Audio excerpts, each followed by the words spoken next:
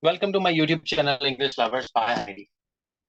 So today we have a topic on our hand that's globalization. What exactly the globalization is? We all know that uh, globe stand for the whole world. Uh, it's not for universe, but the whole world that we stay in, we live in, we enjoy our life as human beings, and we thrive, we struggle, we do lots of stuff. But the process of globalization means something else. Like globalization as a term stands for something for like the whole world. When it applies to the whole world, or something goes in for the whole world, then we say there is any globalization occurring. It's an it's a very important topic. I must tell you that not only for the writing students but also for the speaking students. Again, I must tell you that because there are lots of terms that cover up in the term globalization. So let's dive into that and pour out some words which are very beneficial for the students who are preparing their Ielts exam or who wants to actually improve themselves as far as their English in general is concerned. So important terms, we know that related to the globalization, we know that like there is not developing, developing countries. Developing countries, we know who are developing countries, who are developing. It's not like they don't have sources. They do have sources. They are not underdeveloped. They are on the verge of developing and becoming a developed or developed country. So to become a developed country, one has to go through this phase of developing themselves. So those countries who are doing efforts and are thriving forward, they are developing countries or developing countries. And developed countries are those one who are already having the sources, industrialization, stuff like that.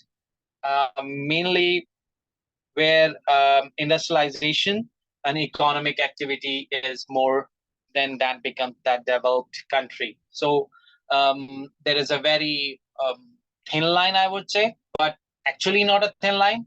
Uh, some developing countries consider themselves to be developed one just because the idea to develop is to become a developed country. So they have the idea to get developed and be called as developed country rather than calling as a backward country or having less resources. So that's why those countries who have resources, who have industrialization, who have economic activity, um, uh, where people have higher income, then those would be called as developed countries. And who have less, like less in terms of incomes, but they're trying their level best to actually increase their salaries, incomes, and economic activities. So those countries would be developing countries. So these two terms are the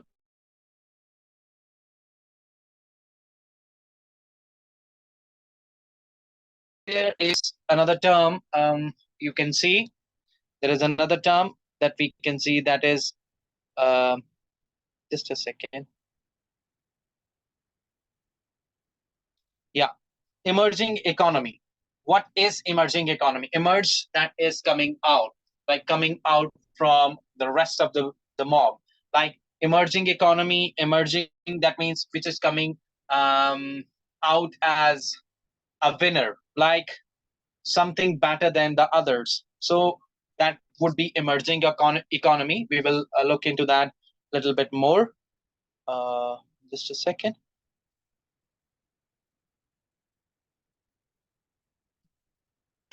Yeah. So emerging economy, then emerging economy or emerging market economy, which means to say that nations economy progressing towards becoming developed or advanced one. So when they are trying to develop themselves and becoming the advanced ones, then they can be called as like emerging economies. They are trying their level best to go from their developing state to the developed state.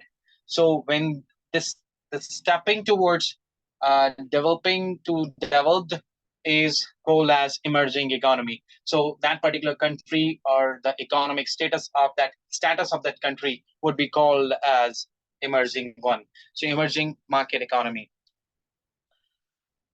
Then we have you know an example of developed country, United States, as a world superpower. Russia is not classified as the developed country. See, as of 2015, but now, yeah, now you see there is another term called global village. So what's global village? Or like you can use these terms alternatively, like if you want to use global economy, global trade, one and the same thing, global village, one and the same thing. So what exactly the global village is, like alternatively they can be used, but you have to have the basic meaning in the mind.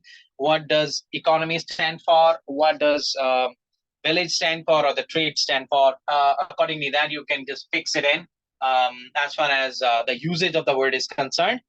Now, what is global village? The idea that we have or we became a single community due to affordable and effective transportation, mass media, and electronic communication. So the best example, we know that WhatsApp, we have other messengers, we have lots of social networking sites. We are coming closer.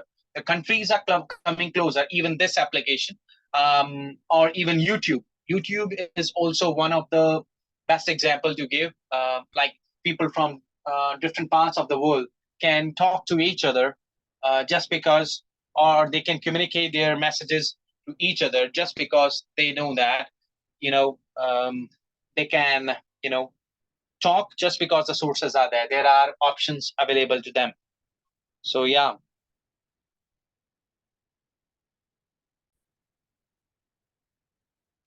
So the global village stands for like making a whole world into one particular space or one particular village.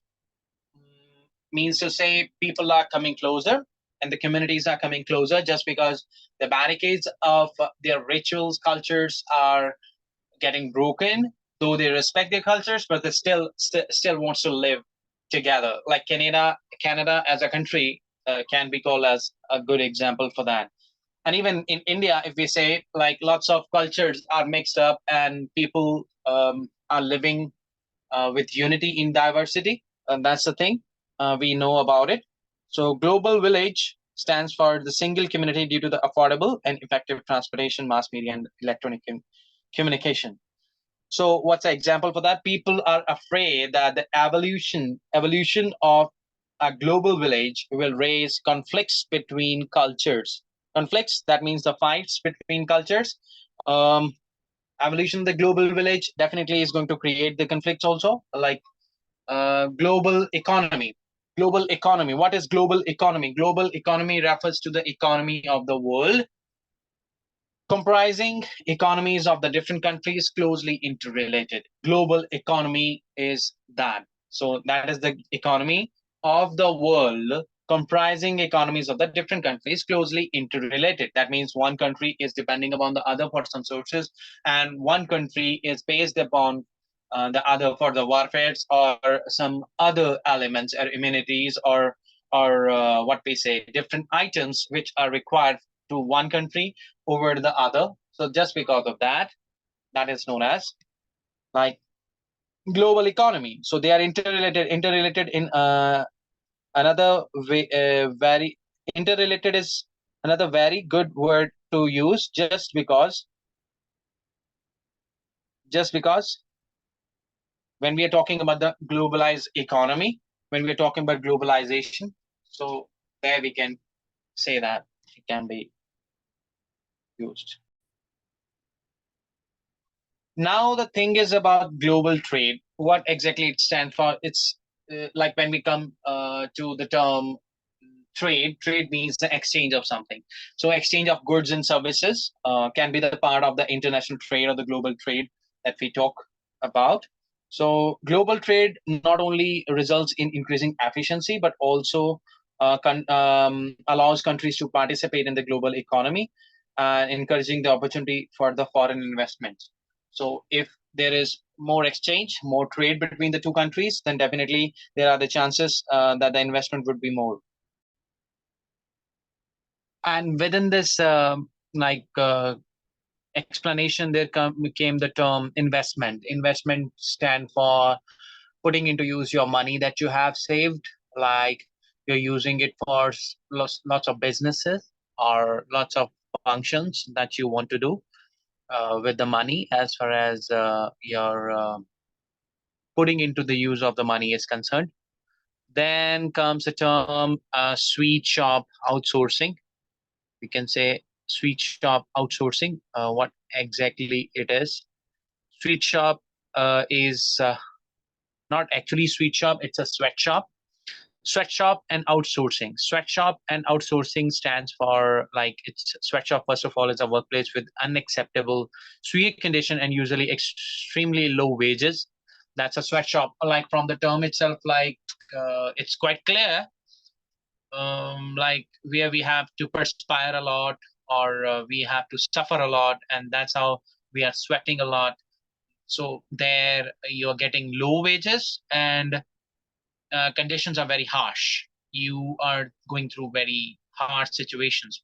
Like, example is given there in 2006, Apple faced allegations. Allegations are kind of blames. Somebody blames someone. So Apple was blamed for what? That its iPod, it was being produced in China's sweatshop conditions. The Apple incident illustrates how sweatshops can thrive with such practices as outsourcing. Now, very beautiful term came, outsourcing, which I also learned here in Canada. Outsourcing is a very simple term, going out to find a source for of what you need. Like, for example, in our case in HRM, we were told outsourcing is to give the work of selecting the candidates, of hiring and firing and all that, to somebody else. So outsourcing is done in that case, just to unburden yourself from a lot of hassle, a lot of hard work. You're distributing the work, but you have to pay for that. Outsourcing is not cheap. It can be sometime very, very, like, costly. So globalization, in the globalization context, we usually use the term outsourcing to describe a situation when businesses outsource production to countries with developing economies. So when they are outsourcing production, like, you're getting something from the outside world and you're getting it from the developing countries, so that's outsourcing. Then offshore outsourcing is often criticized, which means bad public relations for a company. So offshore, onshore, you should know that. What is offshore? Offshore, like, out of the shore, or out of the bank, or out of the edge of a certain country, out of the boundaries.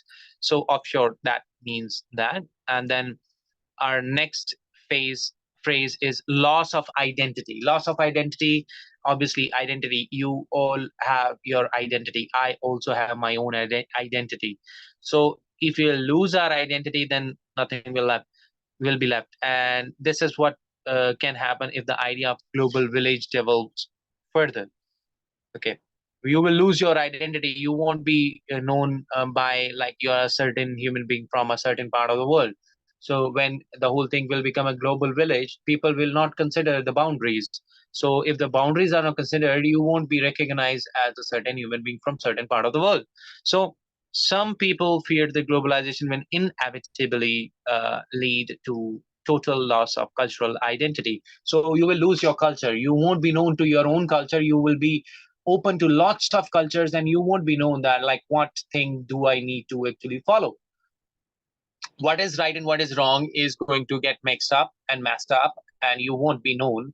Like, should I follow this religion? Should I follow that religion? Should I follow that culture or this culture? What should I do? Where should I go? So all those things are going to be messed up.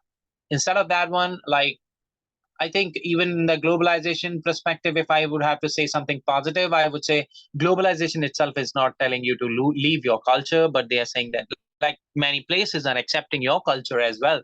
So go to the place and find a place where your identity is not lost, and loss of identity stand for that. Like, Some people fear that the globalization will inevitably lead to total loss of cultural identity. So your cultural identity will be saved only when a certain culture is accepting your culture as well.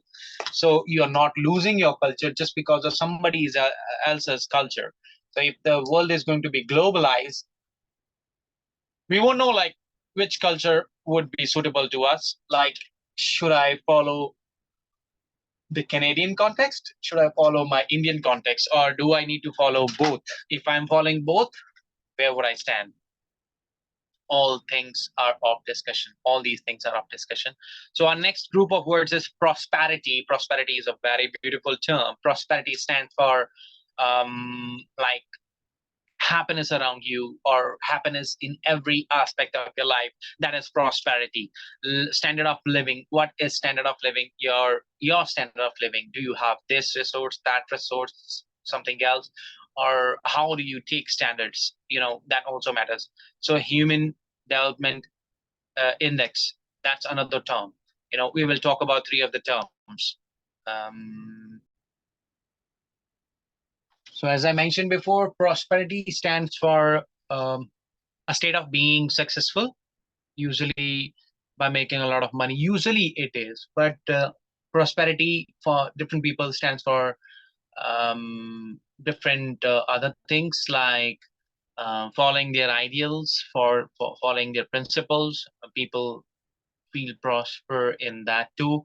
And if there is no like obstacle coming in their way when they are following all such things, so they feel themselves happy and jubilant. Like, that's somehow to the perspective of the people, like how do they take it, how do they make a meaning out of it. So next is standard of living. Like another term is standard of living. Let me just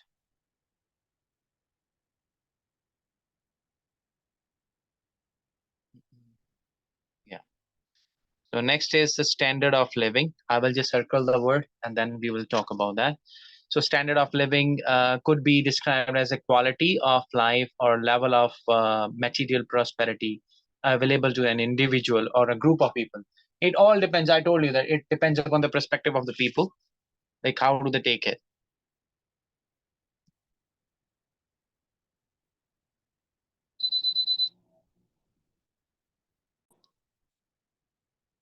So the standard of living doesn't only stand for the quality of life which the materialistic things would provide you, but also like how do you stay prosper? How do you stay happy? And even like in the worldly means, or the in the form of human being, if somebody would actually give you the meaning for the standard of living, it would definitely stand for cars, bungalows, the kind of standard that you have, or the way you live your life, that actually matters the most for the human beings. So that's the standard of living. So if you are living the life of a yogi, then you would definitely live on the mountains. So that's your standard.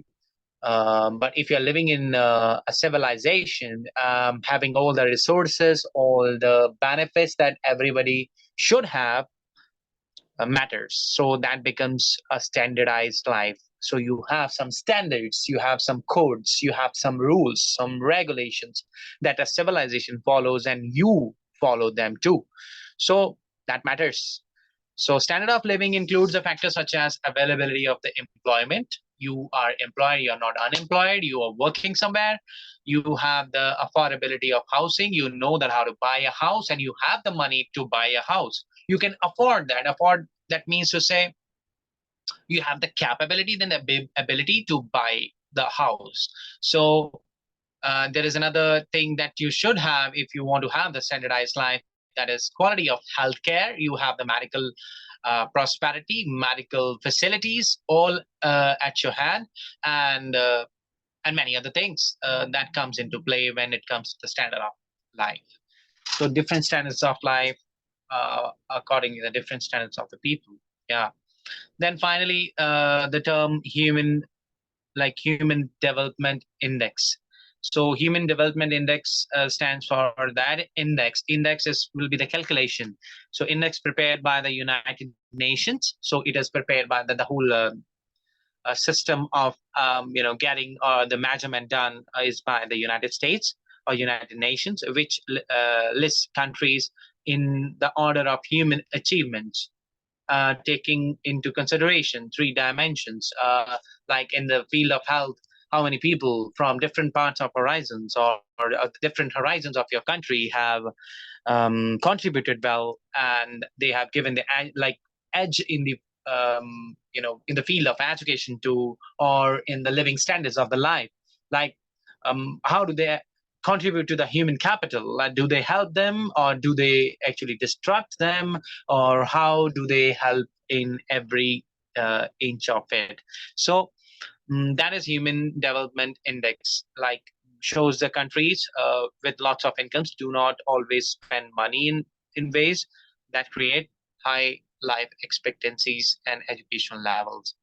Now, there is another term that comes into play when it comes to the globalization, that is consumerism. So we will talk about that now. So the term consumerism actually stands for spending, more of the spending by the society. Like when the people and the society spend a lot of money on goods and services that they get, and to improve their life standards, so they spend a lot of money. So excessive consumption of lots of things, or like money, like stands for the consumerism.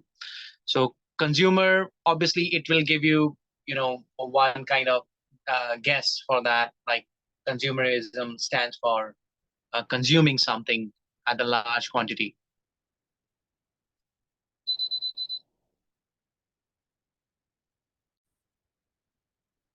Now I've changed the mode to the portrait mode.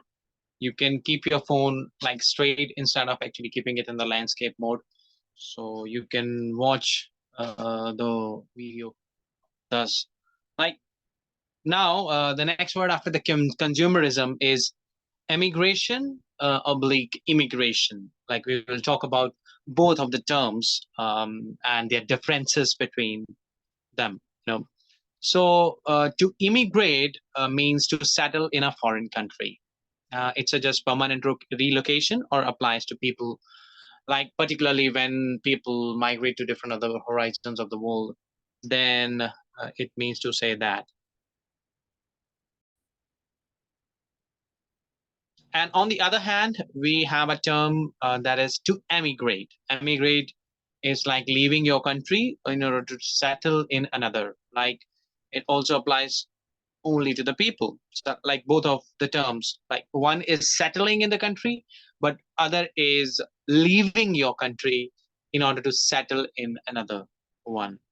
Like, it is noteworthy that during the boom years, when Ireland had close to full employment, not many people chose to emigrate. So every member of the Jewish religion is eligible to immigrate to Israel. And the two more terms which have like the similar, context, like cultural convergence, which is a tendency for cultures to blend, and like it's a like when they are mixing it up, then that is cultural convergence. Convergence itself means like they're coming together. So then cultural divergence, like when the things make the separation of the cultures.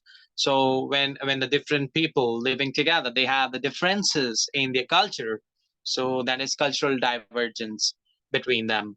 So English language is a prime example of cultural convergence. People love to talk in English just because it is a common blend for all of them. Yeah, that depends like which area we are in. So basic need of every like kind of culture has become English, just because the people love to talk in English, um, since English people have, you know, their own standards already made all around the world. I mean to say that they have actually captured lots of lands, and they have left their language over there, and the people are actually poor somehow. to speak in a certain language. So they leave their country and they live in other country. If they don't find any other means, they can speak in English. But if they will take their language and go to some other country and they have to speak German or they have to speak some other language, it becomes difficult for them. And English somehow is super easy language. Like you can understand the curves and you know the different what we say difficult things about the terminology or the grammatical skills easily as far as the English is concerned. English is the easiest language, but somehow if I say that the most beautiful language, I think all the languages are beautiful when you are easily conveying your message to others and you are able to speak with others and people are understanding you in the right way, then I think your communication is good. So the language is made for communication, not for actually fighting. Somehow, people take it another way too sometimes. So cultural convergence is made possible by the language, English, in many ways. And then we have cultural divergence, like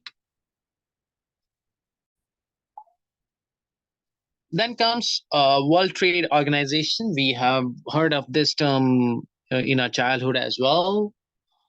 I also have heard that. Then it stands for the global organization that helps the countries and producers trade fairly and effectively. Like if there is no injustice done to the different organizations or the business owners, like if the producers and are dealing fairly, a fair trade is done between the countries and effectively it is done for the betterment of the human beings or the human race. So if it is done for the betterment, then it's fine. Then the World Trade Organization is that organization that does that. Then we have another term that is International Monetary Fund. So it stands for IMF as well. People know that really well. So it is like what does it stand for? Intergovernmental organization. It is intergovernmental organization with its headquarters in Washington D.C. that focuses on maintaining international economic stability. So people should know about this term too. So now comes a time for the additional vocabulary related to the globalization, which you can use in your writing as well as in your speaking. So the first word that we have, which we can use in our writing as well as in speaking, that is anti-globalization movement. So anti-globalization movement stands for like the word itself actually speaks, thousand things. Anti-globalization movement, like when the society actually stands against the globalization and starts a movement like which is critical of the globalization of the corporate capitalism, then I think that movement actually is anti-globalization movement. So such movements, try to obstruct the way of the globalization sometimes, like especially in terms of the capitalism, corporate capitalism.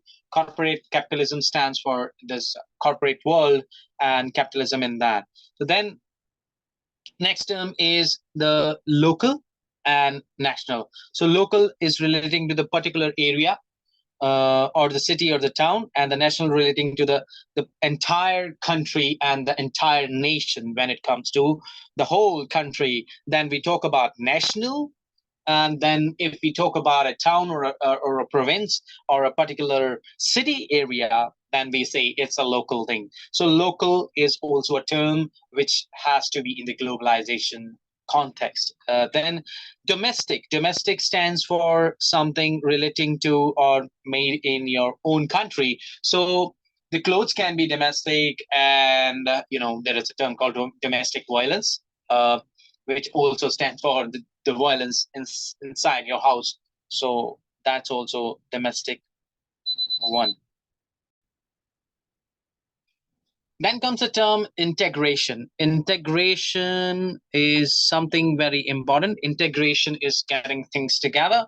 So, act of bringing together smaller components into a single system that functions as one, and like, or the corporation, cooperation, like they work together in cooperation, functions in the cooperation, a situation in which the people work together to do something, like they have a team to work on a same goal. So integration is that. So if the whole world is working on one thing, then in the globalization context, the integration term exists in the does that form. Yeah. Next term is multi or multilateral, we say. Multilateral would be like having sides, multi sides, involving more than two groups or the two countries, or like more than two, like would be definitely multi. So if it is involving two countries or two groups of the people, or unilateral is another one that involving only one group or the country. Multilateral is the one where the two countries are involved in one particular goal or one particular objective they have. So that is there. Like you can say that, like different goals, like for example, the like increasing the business in a certain field, like petroleum or gas or something else. So that is multilateral effort. It can be multilateral effort, or it can be the unilateral as well. So not only in the terms of the businesses, in terms of everything you can actually fix it up, like as far as like the usage of the word is concerned. So now next word is progress. Progress is a very beautiful term. Everybody wants the progress in life. I want the progress. You want the progress. Progress means your growth. So the process of improving and developing something over a period of time, or the development, is known as progressing. The act of, or the process of growing, or cause something to grow, become larger, or more advanced. That is also progress. That's like progressing to the next step, progressing to the like next podium of your life. So next word is protest. Protest is a very clear word. Everybody know that what protest is. People do protest in many ways. you know an event when people gather together to have a strong disapproval about something, and they raise slogan against it, and they have their like lots of platforms on they go for the strikes. We know that, like they go for the strikes, a period of time when the workers stop work to in order to force an employer to agree to their demands, or they let them know like what would be the consequence.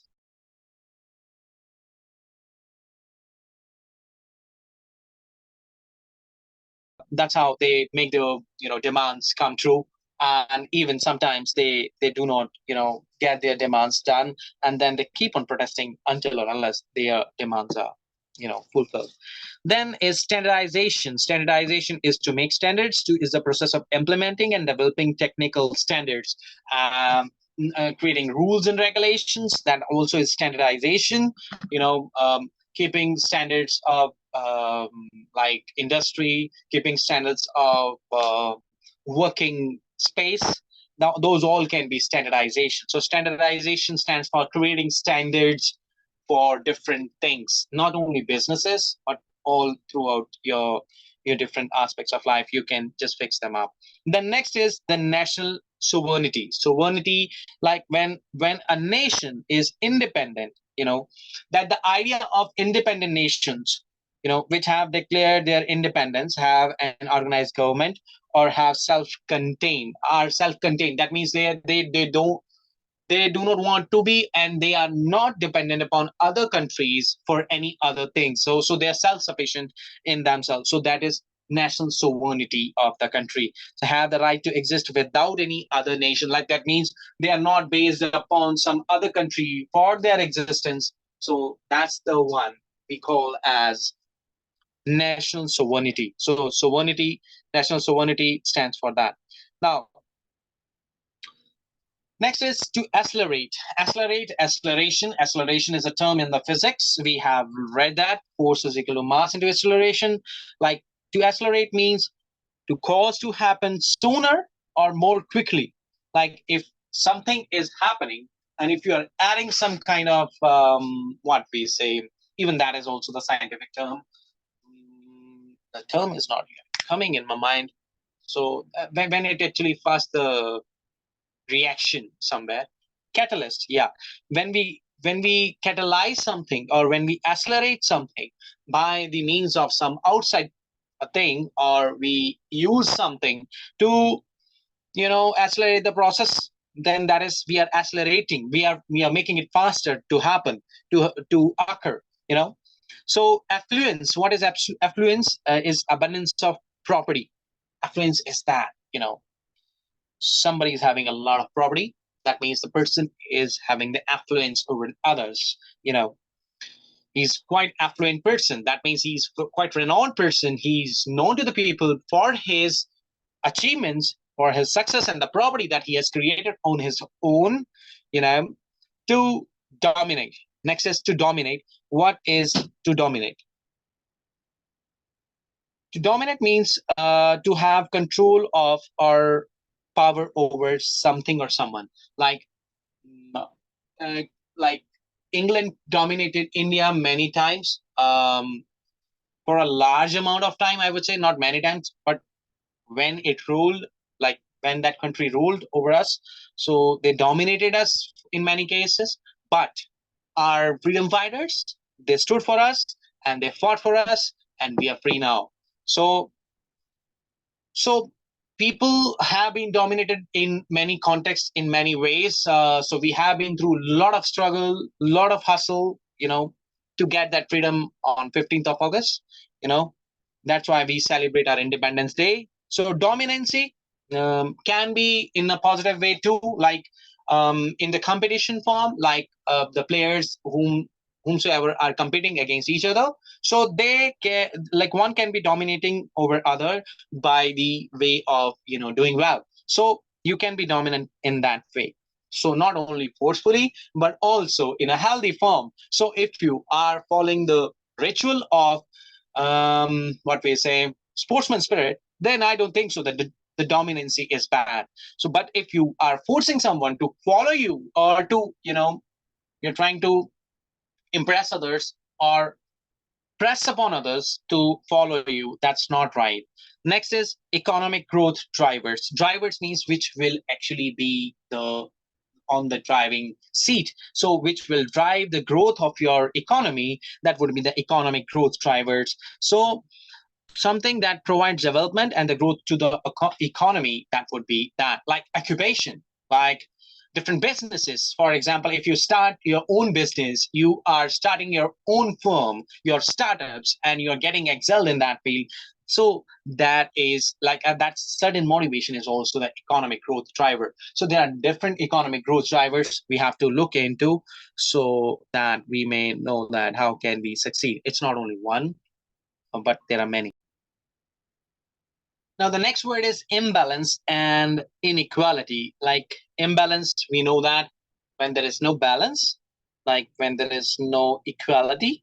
So, a state or the condition in which different things do not occur in equal or proper amounts. Like when they are supposed to be equal, if they are not happening equally, then there is imbalance of something. Or even imbalance actually stands for something like a problem, where things are not done fairly.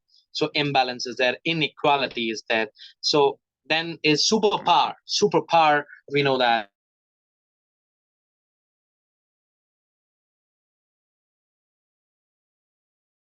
I believe, like my country. So my country is a superpower too. Like why we call them superpowers, or like the countries like where the emanation is great. They have supervision on, or what we say dominancy on other countries for some reasons. That is superpower. Like that can be superpower, or an extremely powerful nation. So that USA usually. Uh, mm, I don't have the biases in my mind. I must clear that stuff. It can be any country, like who knows how to exist. That can be a superpower, having all the parts. So then it's tariff.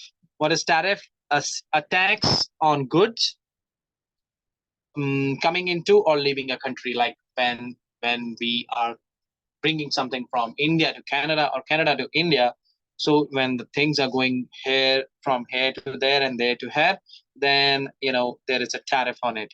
So tariff is applied on all such things. Then the trade barriers. What are trade barriers? Trade barriers are a government induced restrictions. Barrier itself stands for the restriction on the international trade. It can be like when there are some barriers on them, like these things can be sold, these things can go, these things cannot go. The trade barriers are all such related restrictions on the international trade.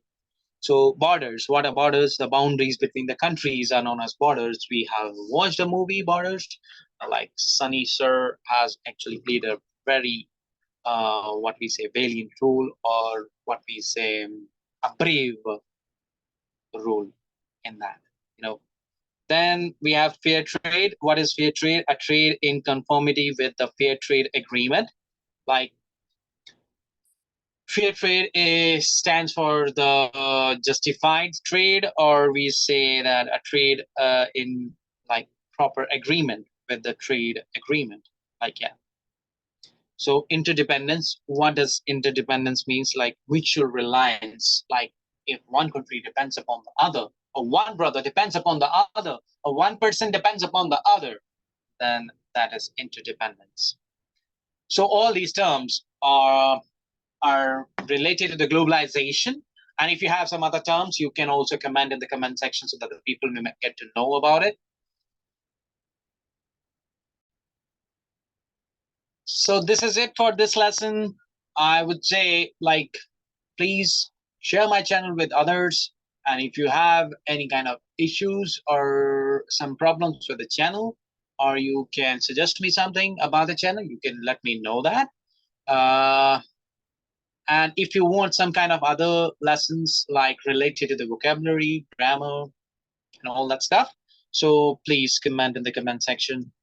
Thank you very much for being along with me. See you next time. Bye-bye.